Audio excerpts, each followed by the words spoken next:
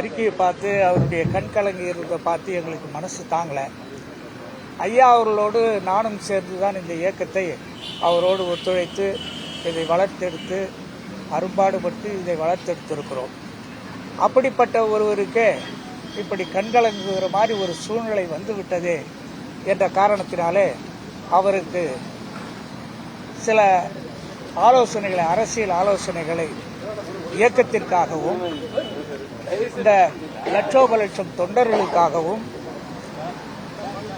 அது மட்டுமல்ல, இன்றைக்கு பாட்டாளி மக்கள் கட்சி வலிமையாக இருந்தால்தான் எங்களுக்கும் எங்கள் கட்சியிலே மரியாதை இருக்கும் என்று பல அரசியல் கட்சிகளில் இருக்கக்கூடிய நண்பர்கள் என்னிடம் தொலைபேசியிலே சொன்னார்கள்.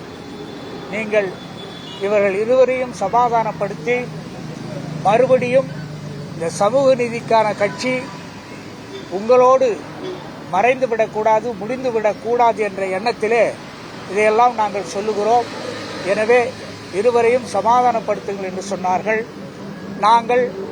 நான் என்ன சொன்னேன் அவர்களிடமெல்லாம், நாங்கள் தொடர்ந்து எங்களுடைய நிறுவனர் ஐயா அவர்களிடமும் அதேபோல கட்சியினுடைய தலைவர் அவர்களிடமும் கௌரவ தலைவர் அவர்களிடமும் நான் இது குறித்து அடிக்கடி பேசிக் கொண்டிருக்கிறேன். நாங்களும் முயற்சி செய்து கொண்டிருக்கிறோம். நிச்சயமாக இந்த பிரச்சனைக்கு தீர்வு எட்டப்படுவதற்கு இருவரும் சற்று பொறுமை காக்க வேண்டும் என்றும் சொல்லியிருக்கிறோம்.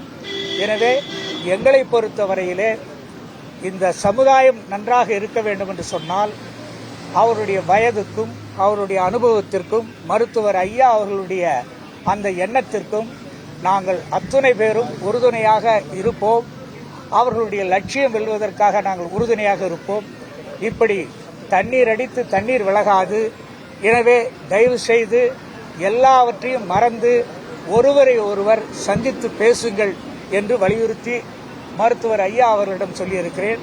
இதையேதான் தலைவர் அன்புமணி அவர்களிடம் நான் சொல்லியிருக்கிறேன். எனவே இந்த பிரச்சனைக்கு கூடிய விரைவிலே தீர்வு எட்டப்படும். நிச்சயமாக அந்த நம்பிக்கையோடு தான் நாங்கள் இந்த நேரத்திலே வெளியே தைலாபுரம் தோட்டத்திலே இருந்து உங்களை சந்தித்து பேசுகிறேன். நன்றி, வணக்கம்.